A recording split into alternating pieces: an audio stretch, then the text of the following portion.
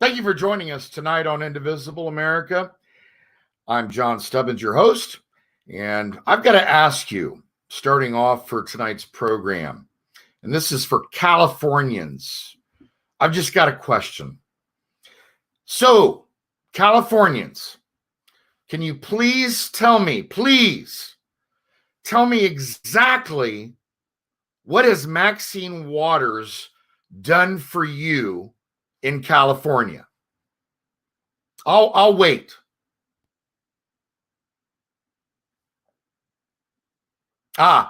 Okay, nothing, I guess, right?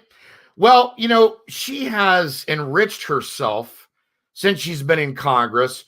She's an obstructionist, and all she does is incite violence against Trump supporters, conservatives, middle America.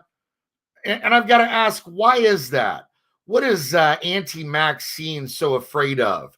To answer that question, I want to welcome onto the program a Patriot, a U.S. Navy graduate and veteran, and a man who is running for Congress against Auntie Maxine. I want to welcome onto the program Joe Collins. How you doing, Joe? Yeah, I'm absolutely blessed. How are you, John?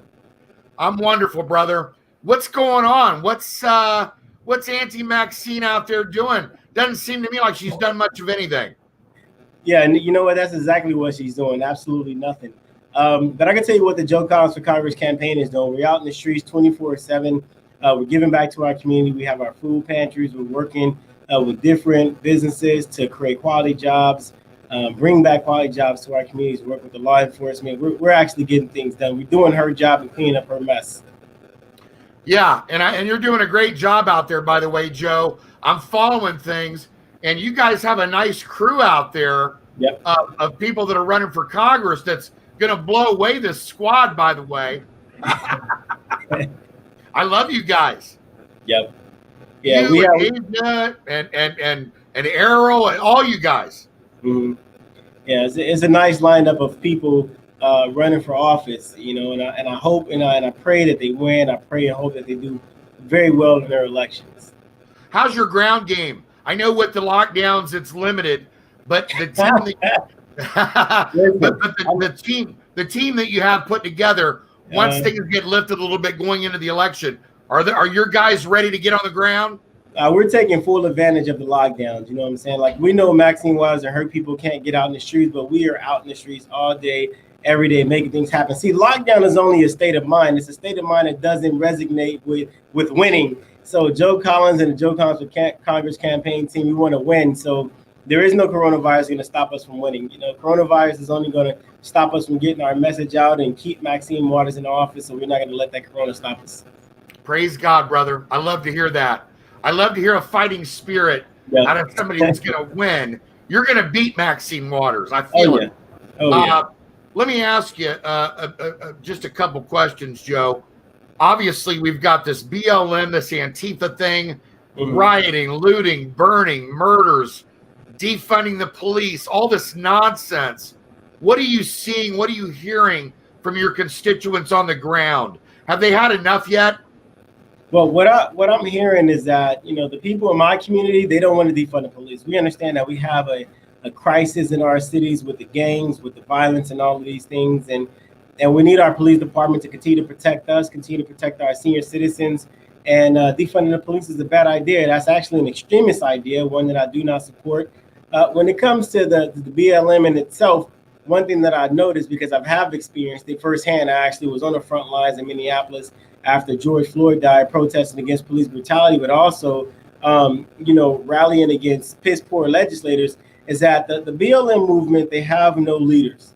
So you have all these people with all this negative energy, and they want to put it somewhere. But we have no leaders to say, you know what, I'm going to allow you to take this energy and put it towards some type of bill, some type of referendum, some type of restitution that the entire population of the United States can benefit from. But, instead, they're burning down buildings.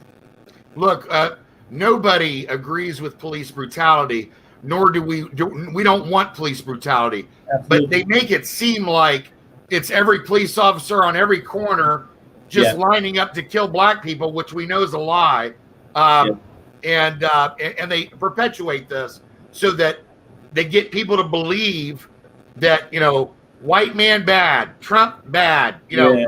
anybody that supports Trump bad. When we know that that's just not the case. I have plenty of friends in law enforcement, and they're good people. They have families. They don't treat, look, there's a bad apple in every bunch. I don't care what career you're in, right? Absolutely. Absolutely. I want to talk a little bit about the fatherless issue with you, Joe. It's one of the things that's close to my heart. It's part of our men's ministry, and it's one of the reasons that I believe strongly that we're seeing a lot of these issues in the street. A lot of these young men, white or black, Antifa, BLM, doesn't matter. Where are the fathers? Yeah. You know what? That's a good statement and a good question that you asked. And the fathers are out of the homes, and that's where the Democrats want the fathers to be, because they want to be able to control men through using women.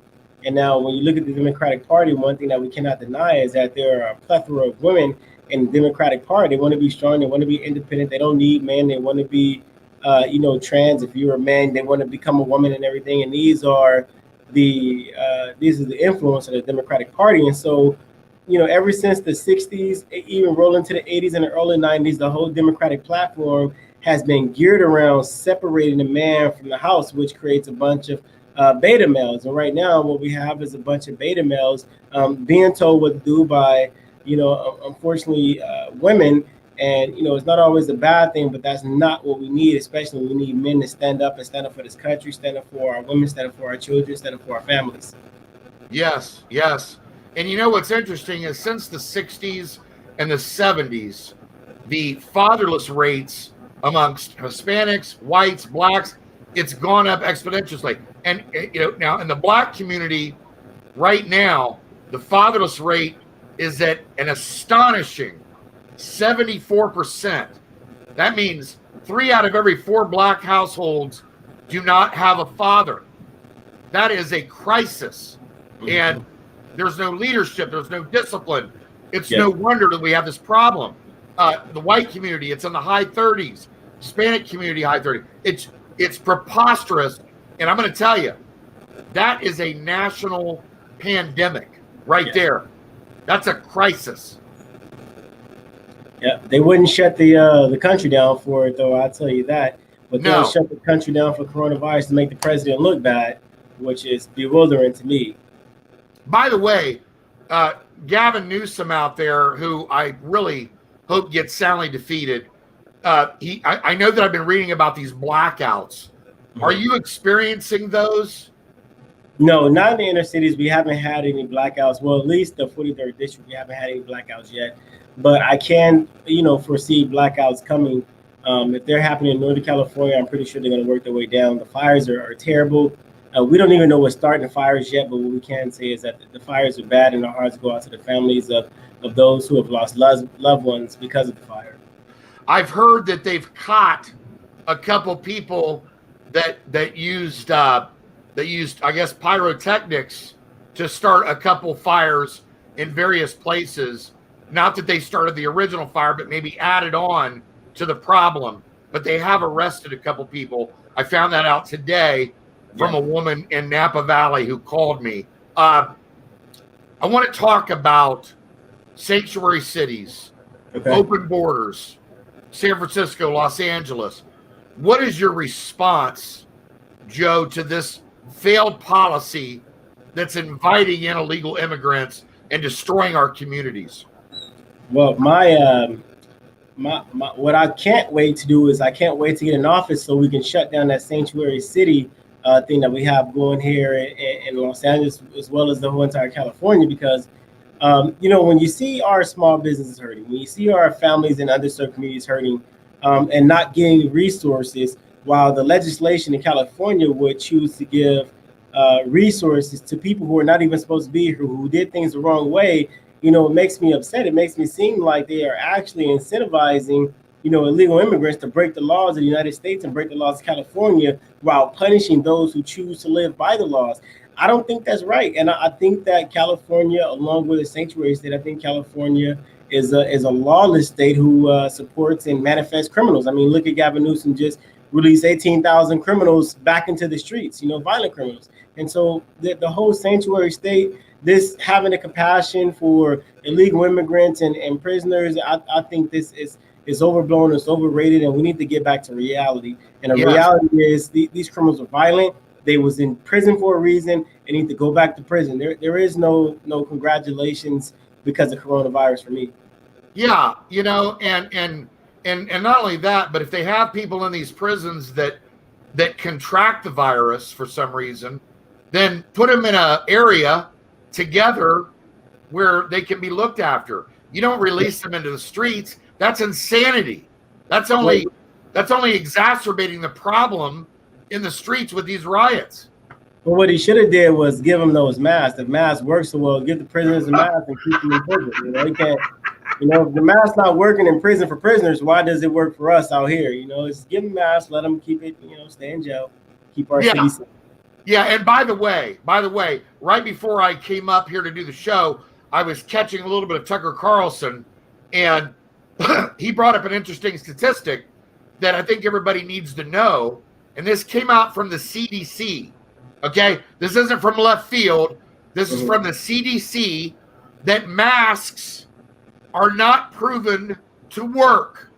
That's true. There's no scientific evidence that states that they work. It's a bunch of nonsense propagated by Joe Biden and the left. Period. Not even Joe Biden. I wouldn't give Joe Biden that much credit. Even insisting that Joe Biden could think is giving Joe Biden too much credit. I would give the left the credit for that, but definitely not Joe Biden. He didn't even pick Kamala Harris. On most days, he forgets he's running for president of the United States. He doesn't remember anything. He has a serious issue. He's out of his mind. I got to tell you, Joe. I mean, the guy's crazy. Number one, that he picked Kamala Harris, right? We know what Kamala Harris is all about. She's been exposed. She'll say anything to get what she wants with power, right? She'll go where the wind blows. By the way, so all of you know, I've got Joe's information scrolling at the bottom of the screen. So as you're watching this interview, make sure that you get in contact with Joe's campaign. Make certain that everybody steps up, whether you're in California or not. We have to get rid of Maxine Waters. This woman incites violence. She's part of the problem, not the solution. I believe Joe is part of the solution out there. Joe, what's your policy and your stance following President Trump's lead on jobs and trade?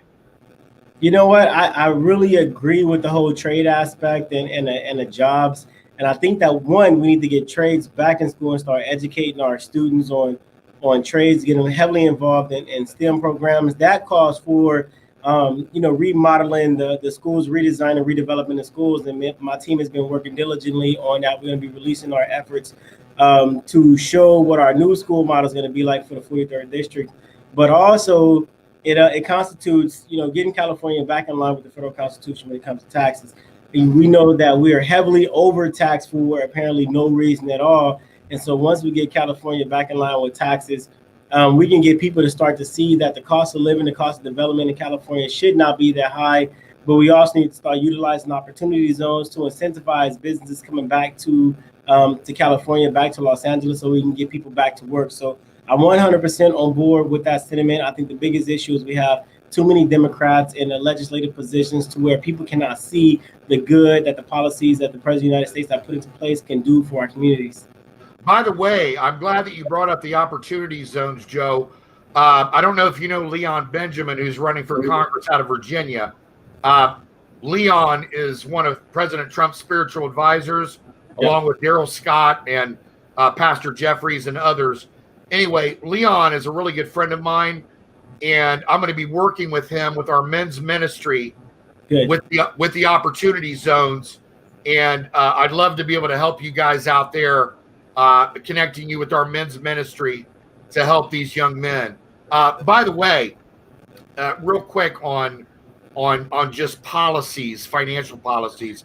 you know, if Biden and Harris were to get their way, they would institute the AOC's new Green Deal. Okay, they would institute higher taxes. They would cripple all of our companies that President Trump brought back from overseas with these agreements. They wouldn't be able to survive. They'd have to flee again. So, these policies of the Democrats, of Biden and Harris, people like Maxine Waters, they would crush America. And by the way, Californians, there are a lot of Californians that are leaving the state right now because they can't take any more of the taxes, the sanctuary cities, giving illegals everything, open border policies, BLM. It's just crushing them. And so, Californians are leaving the state. And, I used to live in California, Joe, back in the 80s, up in Northern California. It's such a beautiful state.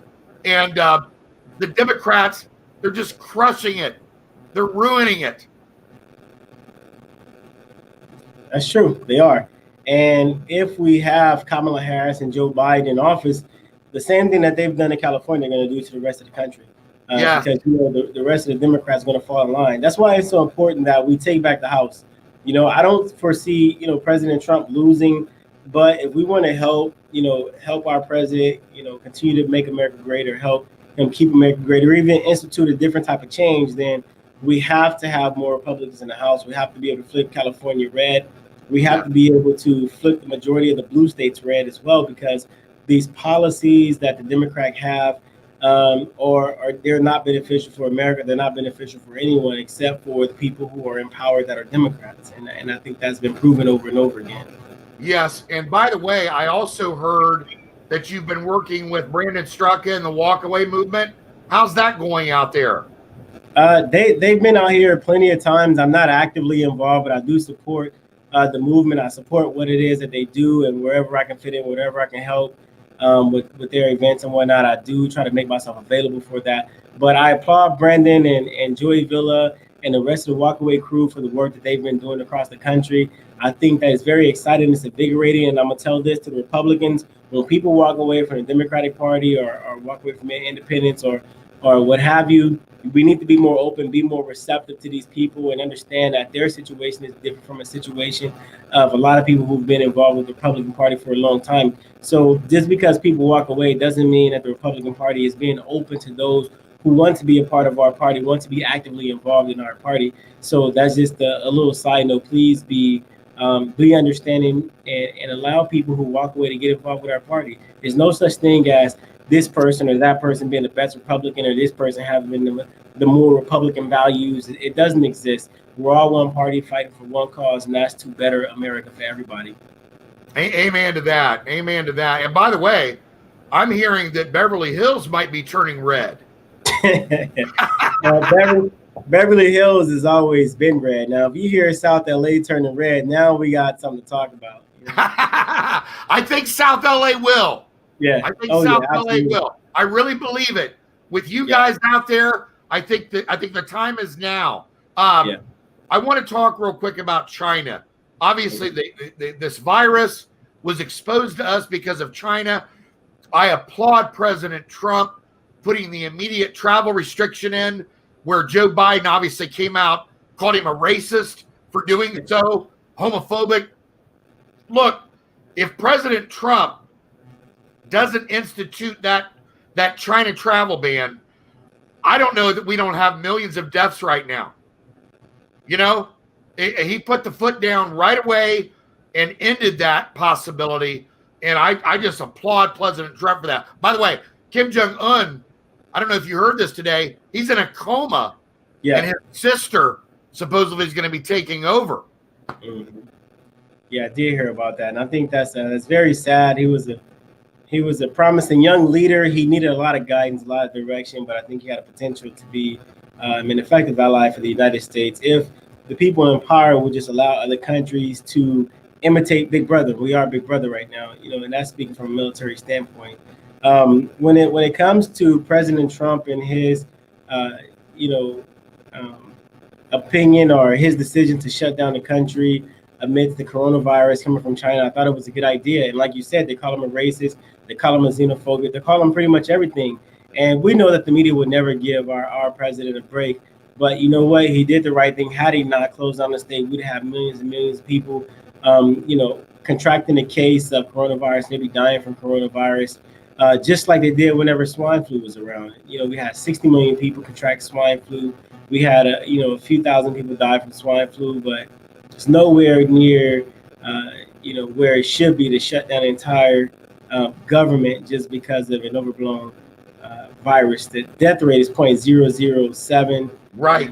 I think it's an entire mess in itself. But thank you, Democrats, for that one. Yeah. And by the way, regarding that, and I caught both of these, and I brought it up on my show last week and the week before, when Harris and Biden came out for their introductory news conference as a tandem, they lied to the American people. And then at the DNC last week, Obama gets up. I don't know if it was a slip. I think it was a slip, but he actually had the nerve to bring up H1N1 swine flu. But what he didn't say, Joe, was that him and Joe Biden did nothing. They sat on their hands for 6 months. Over at least almost 13,000 Americans died, and the CDC came out with those statistics. By the way, CDC also said that 150,000 to 500,000 total dead from that virus, and Obama, Biden did nothing. Nothing. And I tried to explain that to some liberals, while I was on Fox O, but they weren't trying to hear it. They thought that Obama did the greatest thing ever, and I'm still trying to figure out what it is that he did aside from nothing. Nothing. He did nothing for the black community. He set back race relations 50 years. Solyndra was a failure. Obamacare was a failure. Everything that he did was a failure. And yet, because he's a smooth talker, they believe he's this great guy. Yeah, absolutely. It's nonsense. It's a big fabricated propaganda lie is what it is. Real quick, what are you hearing? By the way, Postmaster General came out today. You saw this, right? Yes, I did. He excoriated the Democrats trying to push this false narrative about President Trump trying to stop the election or filibuster somehow the election through the post office. Postmaster General put that to bed today. Yeah. They'll make up something else. That's what Democrats do.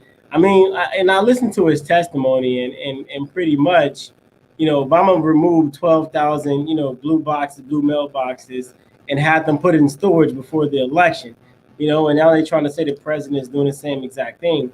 What the Democrats want to do is they want to be able to mail, extreme amounts of ballots, 5 and 6 ballots to every single person in the United States so they can be able to control how many people are voting, And I think that's extremely terrible. I think it's extremely bad. If the Postmaster General comes out and says that, we would not be insolvent without that $25 billion, we're operating just fine, we still have $10 billion on reserve, then I don't think there's a rush back to Congress to do $25 billion for the post office. What they need to be doing is passing legislation, giving money to our small businesses in our communities, and giving money to our underserved and poor communities in our district. That's what they need to be rushing back for. But we didn't hear anything about that. We heard, the post office because they want to steal an election. Well, you know what? Nobody's going to vote for anybody who's not doing anything for them. So, like I said before, good luck with that one, Democrats. It's not going to work. Yeah, and by the way, it was during the Obama-Biden 8 years in the White House, over 14,000 post office boxes were put onto trucks, loaded up to be restructured, repainted, some of them eliminated completely because less people are using the mailbox, right? They're using email. Exactly. So it's a big lie. It's a big lie, Joe. Listen, before we let you go, I want you to tell everybody, and by the way, Joe's information is scrolling at the bottom. I want you to make sure that you get in contact with his campaign. help the campaign. Even if you do not live in California, I want Joe to beat Maxine Waters, and so do you. Joe, tell everybody upcoming events for your campaign. What's going on? Well, upcoming events, we're heavily involved in our communities. So if you go to joecollinsforcongress.com, you'll see all the events. We'll be having a meet and greet in Gardena on Thursday. We have a backpack drive, food giveaways, of course, on Saturdays. We have food giveaways throughout the week in different areas of the district as well.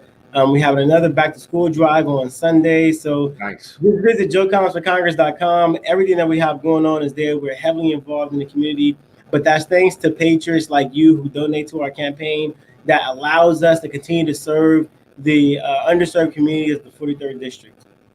Let me ask you this, Joe. How long did you serve in the Navy? 13 and a half years. 13 and a half years. One of my brothers lives in Annapolis now, and I've been spending quite a lot of time over in Annapolis when I'm not at home, kind of away from home. I really like Annapolis. Yeah. Chicken Ruth's. Chicken Ruth's has great crab cakes. Nice. Yeah, listen, folks. I want us to thank our guest, Joe Collins. As you know, he's running against someone who has been in Congress and really been an obstructionist. She's Maxine Waters has done nothing for her constituents except talk. Get out there, help Joe Collins, get involved with his campaign, get on his website, help donate to Joe so that we can end Maxine Waters' nonsense and get her out of the swamp once and forever. Joe, thank you so much for coming on Indivisible with John Stubbins. We hope that we'll have you back before the election. Oh, yeah, absolutely. You know how to find me, Joe at joecollinsforcongress.com. God bless you, Joe. And thank you for joining us tonight on Indivisible. We'll see you next time.